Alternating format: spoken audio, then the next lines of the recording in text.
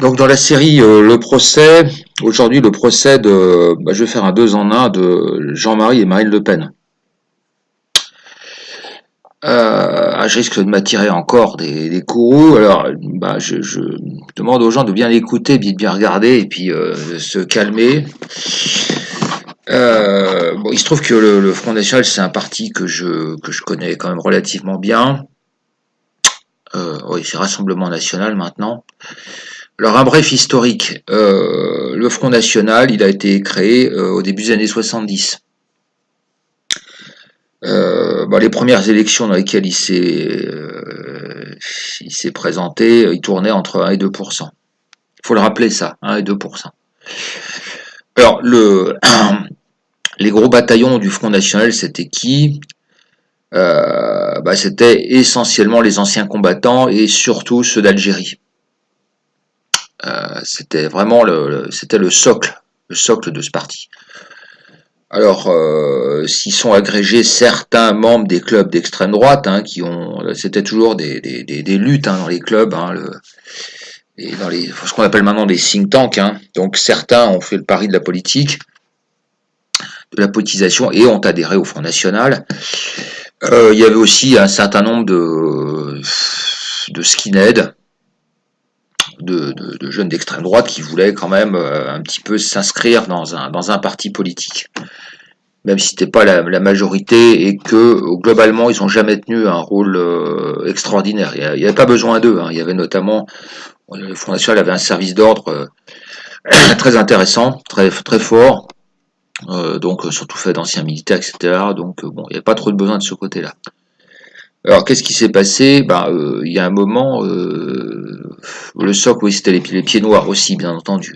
Pieds noirs, anciens d'Algérie, enfin tout tournait autour de la guerre d'Algérie en gros. Qu'est-ce qui s'est passé? Jean-Marie Le Pen a bien compris que c'est pas avec ça qu'on allait aller loin.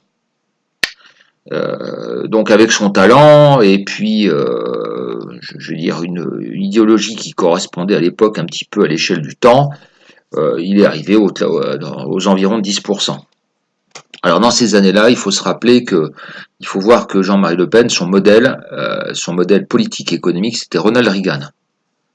Il faut bien se rappeler ça. Moi, je veux dire, quand je vois maintenant des gens qui se permettent de m'insulter là et qui connaissent rien à rien, excusez-moi, quoi. Je veux dire, on voit que ces gens n'ont aucune culture, aucune connaissance historique, rien du tout, en sciences politiques ni rien. Donc calmez-vous et écoutez plutôt, vous allez apprendre des choses. Donc c'était Ronald Reagan. Donc Jean-Marie Le Pen de lui-même est un libéral. Donc il avait une PME qui était une maison d'édition. Voilà, il faisait des livres, des disques, surtout des disques d'ailleurs. Donc c'était un patron d'une petite PME. Bon, il a eu la chance de bénéficier d'un héritage qui lui a permis d'obtenir l'aisance qu'il avait, et puis donc sa propriété à Montretout, etc. Donc sa famille était étroitement associée à son combat politique, ses filles, etc. Alors petit à petit, il a été amené à professer une idéologie politique plutôt de droite, parce que c'est un ancien poujadiste. Donc il a gagné un petit peu, il a mordu un peu dans un électorat de droite, un électorat catholique, etc. Donc il est arrivé dans les 10%. Il y a eu toutes ces histoires, tous ces procès en sorcellerie qu'on lui a fait autour de la Shoah, etc. Pour le limiter. Alors, il a essayé aussi quelque part, on parle de dédiabolisation, mais il a lui-même fait des efforts de dédiabolisation, parce que moi je me souviens de grands rassemblements et de congrès du Front National. Dès qu'il y avait un skinhead, il était foutu dehors. Vraiment, c'était la chasse aux skinheads.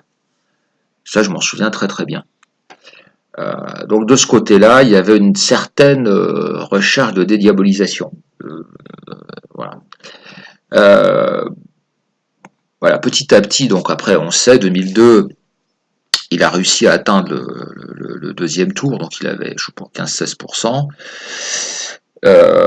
Et là, c'est vrai que je me souviens de sa tête quand on lui a annoncé qu'il était au deuxième tour. C'était très, très étonnant sa réaction. Et c'est vrai que j'étais moi-même un peu désappointé. Il avait l'air tétanisé, stupéfait. et incrédule. Incrédule, et là j'ai quand même trouvé un peu curieux sa réaction. Et c'est vrai que des gens se disent, ils s'y attendaient pas, puis ils cherchaient pas vraiment à gagner. Je vous le dis, même certains d'entre vous vont m'insulter, me traiter de tous les noms, je me pose la question. C'est une question qu'on peut vraiment se poser. Alors après, qu'est-ce qui s'est passé? Alors, il faut jamais oublier, déjà ça, plus personne n'est au courant de tout ça, sa succession. Donc à un moment, il a commencé à passer les rênes à sa fille. Et qu'est-ce qu'il a fait? Il a purgé. Alors je passe sur Maigret, hein, là, je vais aller très vite sur Maigret. Hein. Il a aussi essayé de trouver des cadres dans le parti. Donc il se trouve qu'il a ramassé quelques ex-RPR, etc., dont Maigret. Stratégie qui a échoué lamentablement, puisque ces énarques, je vous rappelle encore les énarques, hein, moi je leur voue vraiment plus qu'une méfiance. Et donc ils se sont organisés au sein du parti, ils ont fait un État dans l'État avec une tentative de putsch de Maigret. Donc des énarques RPR hein, qui ont tenté. Alors ça a été un coup très dur. Hein. Moi je me souviens, franchement le parti a failli en mourir. Hein. Ça représentait, je sais pas, environ peut-être 40% des cadres. Hein. Ils sont partis avec les fichiers en plus. Hein. Donc c'est terrible. Ils avaient de nombreuses délégations, de nombreuses signatures. Il a fallu vraiment un grand Le Pen pour tenir bon dans la tourmente. Donc ensuite on passe à la succession. Et qu'est-ce qui s'est passé? Il y avait quand même une forte opposition hein, à Marine Le Pen. Hein. Et il y a eu une purge considérable, tant et si bien que tous les anciens ont été giclés. Hein. Ont été giclés parce qu'ils sont partis d'eux-mêmes. On leur demandait une soumission qui était insupportable et seul Gollnisch a baissé son pantalon. Ce qui me déçoit beaucoup d'ailleurs, parce que c'est quelqu'un pour lequel j'ai une grande estime, hein, c'est un brillant intellectuel, mais bon là ça a été terrible. Bon, voilà, il a préféré garder ses avantages d'élu, etc. Faut appeler un chat un chat. Je vous ai mis là deux visages de personnes moi pour lesquelles je garde une grande nostalgie et pour lesquelles j'ai une grande estime. C'est Jean-Claude Martinez à droite. Un type très brillant, très compétent et d'une grande probité. Et puis Roger Hollande, là, c'est le vieux compagnon soldat qui, un peu trahi d'ailleurs, je dois dire, et qui, la plupart de ces gens sont partis au Parti de la France. Voilà, donc une grande purge, ça faut pas l'oublier. Et la purge, c'est Jean-Marie Le Pen qui l'a faite. Pour que sa fille puisse diriger. Parce que vous savez, le problème, c'est toujours le problème, c'est que couper les têtes qui dépassent, il se trouvait qu'il y avait beaucoup de têtes qui dépassaient celles de sa fille. Alors, il s'est comporté en patron de PME, hein. Il a coupé les têtes et il a fallu couper tellement de têtes, tellement sa fille était finalement médiocre, que c'est comme ça. Et effectivement, je suis tout à fait étonné par la médiocrité de Marine Le Pen, qui est quand même avocate, hein, qui a fait ses études à Assas. Hein. Assas, c'est la plus réputée des facs de droit de France. Mais enfin bon, elle a fait toutes les bonnes écoles, bonne petite bourgeoise qu'elle est. Mais je suis très étonné comment quelqu'un qui a pu côtoyer, qui avait un père aussi cultivé, avec une aussi grande culture politique, peut-elle se retrouver maintenant avec aussi peu de choses, aussi peu de bagages, aussi peu de connaissances. Moi j'étais très déçu aussi parce que je pensais qu'elle avait un peu plus de charisme que ça et j'étais assez déçu, je dois dire. Voilà. Donc ensuite, qu'est-ce qui s'est passé? Marine Le Pen, elle a aussi elle est très différente de son père, hein, c'est-à-dire que c'est une femme entre guillemets moderne, hein, qui vit sa vie privée, qui aime bien s'amuser, hein. Et d'ailleurs, elle partage aussi avec son père ce côté jouisseuse, hein, donc ça a été la grande faille de Jean-Marie Le Pen. Jean-Marie Le Pen, c'est un jouisseur, c'est quelqu'un qui aime bien son petit confort bourgeois et qui s'est un peu laissé endormir là-dedans, hein. Notamment avec sa dernière femme, de la bonne bourgeoisie niçoise. Donc, il aimait bien aller se retrouver dans la grande bourgeoisie, les beaux hôtels particuliers, les grands restaurants, les bonnes tables, côtoyer ceci, côtoyer cela. Donc, Jean-Marie Le Pen, il a fini par s'embourgeoiser au contact de sa femme, la fameuse Jeannie.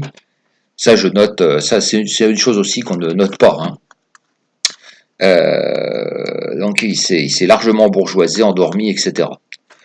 Et il a goûté à ce confort. Bon, bah c'est comme ça, mais ça l'a ramolli et ça a fait beaucoup de mal au parti, je pense. Alors, Jeannie, elle a essayé peut-être essayé de bien faire parce qu'elle a essayé de le dédiaboliser. Hein, ça partait d'un bon sentiment, lui faire connaître. Elle avait un gros carnet d'adresses, faire connaître des gens, et puis lui donner une façade plus, à la fois plus glamour et plus soft. Mais les faits sont là, on peut pas avoir le beurre et l'argent du beurre.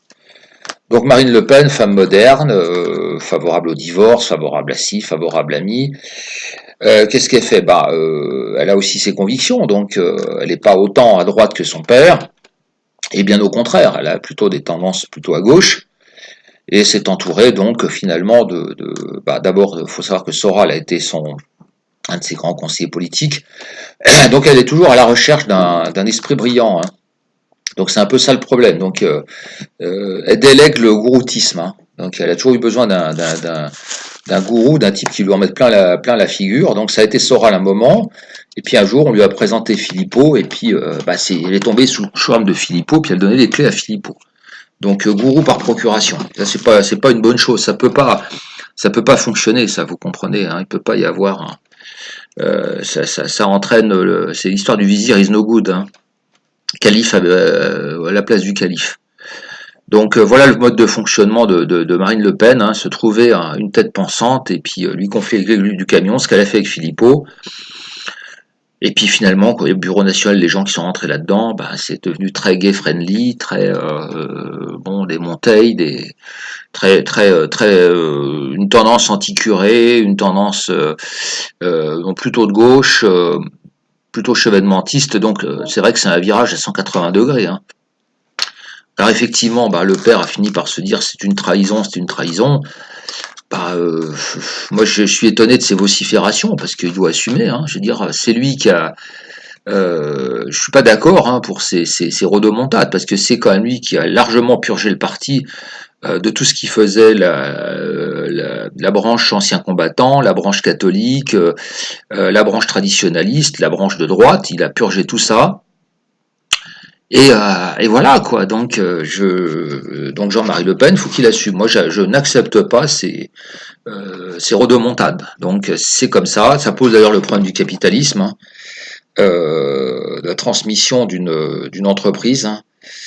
Et on voit que souvent, bah, l'héritier, il n'est pas à la hauteur du créateur. Et effectivement, le parti en tant que PME, bah, effectivement, la succession, c'est une chute de plusieurs étages entre Jean-Marie et Marine Le Pen. Voilà.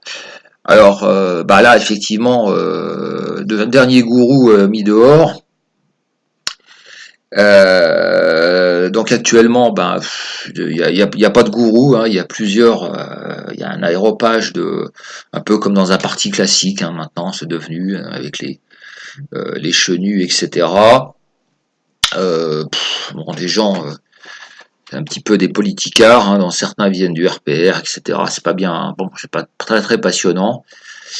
Bon, ils sont trouvés un jeune là qui est pas mal, mais enfin bon, il a de la prestance, il présente bien la liste européenne, mais voilà, c'est un petit peu un apparatchik. Hein. Moi, bon, ça va être bien pour recueillir des voix, mais c'est le petit jeune qui a été dressé dans l'appareil et qui recrache son truc. Bon, ça va être bien pour se sortir un peu solder les comptes de la présidentielle, mais il faudra trouver autre chose pour les prochaines présidentielles, je pense. Parce que je vois pas Marine Le Pen se représenter, alors beaucoup pensent au retour de Marion Maréchal Le Pen. Savoir qu'elle a des idées quand même très différentes de sa tante. Hein. Donc là encore, ça va encore tanguer. Voilà, bon bah j'espère que vous avez apprécié, c'est un petit rappel historique et il faut pas l'oublier parce que actuellement les gens disent tout et n'importe quoi. Bah, ça reste un parti politique avec ses vices, hein. Un parti politique a toujours des vices et ça faut pas non plus, faut pas en attendre, faut être réaliste, hein. C'est pas pour ça qu'il faut jeter le bébé avec l'eau du bain, mais un parti n'apportera pas plus que ce qu'il peut apporter. Hein. Et tout parti a ses travers, hein. Donc les jalousies, les luttes de clans, les machins, faut faire avec. Donc ni encenser, ni admirer, ni maudire, ni rien. Hein. Voilà.